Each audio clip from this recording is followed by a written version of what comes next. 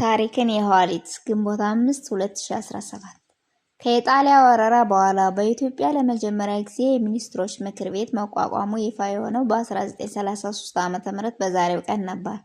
አፄ ኃይለ ሥላሴ በድል አድራጊነት አዲስ አበባ ከገቡ 8 ቀናት በኋላ የሰየሙት የሚኒስትሮች ምክር ቤት ለማቋቋም ከፍተኛ ፈተና ተደቅኖባቸው ነበር። አዲስ አበባን ቀድመው የተቆጣጠሩት እንግሊዞች ኢትዮጵያ የጣሊያ ቅኝ ግዛት ሆናለችና የእንግሊዝ ይዞታ መሆን አለበት የሚል እምነት ነበራቸው። በተለይም የጦር ፖለቲካ ኃላፊዎች የኢትዮጵያ ነፃ መሆንና ንጉሠ ነገሥቱ የመቆጣጠር ስልጣን እንዳይኖራቸው በተግባር የተደገፈ መሰናክል ይፈጥሩ ነበር።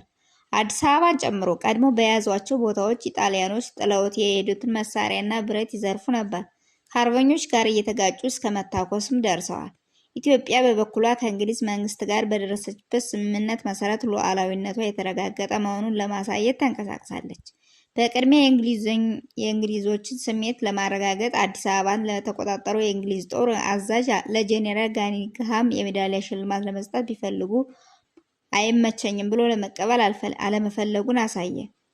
እውቅና ለመስጠቱንም የሚያመለክት ነበር። አፄ ኃይለ ሥላሴ ሌላ እርምጃ ለመውሰድ ወሰኑ። ለእንግሊዝ የፖለቲካ ኃላፊዎች ሳያሳውቁ 7 አባላት ያሉት የሚኒስትሮች ካቢኔ መሰረቱ። በጊዜው የተሾሙት 7 ሚኒስትሮች ቢትወደድ መኮንን እንዳልካቸው የሀገር ግዛት ጸሐፊ፣ ትእዛዝ ወልደ ጊዮርጊስ ወልደ ዮሐንስ የጽሕፈት ብላቴና፣ ጌታ ሎሬንሶ ትእዛዝ የውጭ ጉዳይ፣ አቶ መኮንን ደስታ የትምህርት፣ አቶ አየለ ገብሬ የፍርድ፣ አቶ በላቸው የአዴቴ የፖስታና የቴሌ፣ ነጋድረስ ገብረ እግዚአብሔር ደስታ የንግድ ሚኒስትሮች ሆነው ተሾሙ። በጥድፊያ የተደረገው ሹመት ከእንግሊዞች ጋር ለመፈታተን ስለሆነ የጦር ሚኒስትርና ጠቅላይ ሚኒስትርን የመሰሉ ከፍተኛ የሥራ መደቦች አልተሾሙም። በድንገት የተደረገውን ሹመት የሰማው የእንግሊዝ ፖለቲካ ኃላፊ በቁጣ ግሎ ቤተ መንግስት ድረስ ሂዶ ንጉሱን ማን እንድትሾሙ ፈቀደላችሁ ብሎ ተቆጣቸው። አፄ ኃይለ ሥላሴም ሀገሬ ነፃ ናት፣ እናንተም የጦር ረዳቶቻችሁ እንጂ ገዢዎች አይደላችሁም ብለው መለሱለት።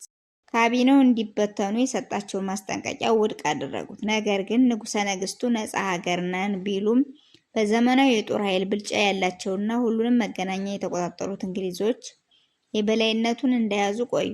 እንግሊዞች ፋይናንሱን፣ የውጭ ጉዳይ፣ የፖሊስ ኃይሉን፣ የፍትህ ሰዓቱን ተቆጣጣሪ ሆነው 2 ዓመት ቆይተዋል። የተጀመረው የሚኒስትሮች ሹመት ግን አልተቋረጠም። በየጊዜው የተሾሙት ሚኒስትሮች ከፍተኛ የዲፕሎማሲ ትግል አድርገው የእንግሊዝ የበላይነት ቀርቶ የኢትዮጵያ ሉዓላዊነት ሀገር መሆኗን አረጋግጠዋል።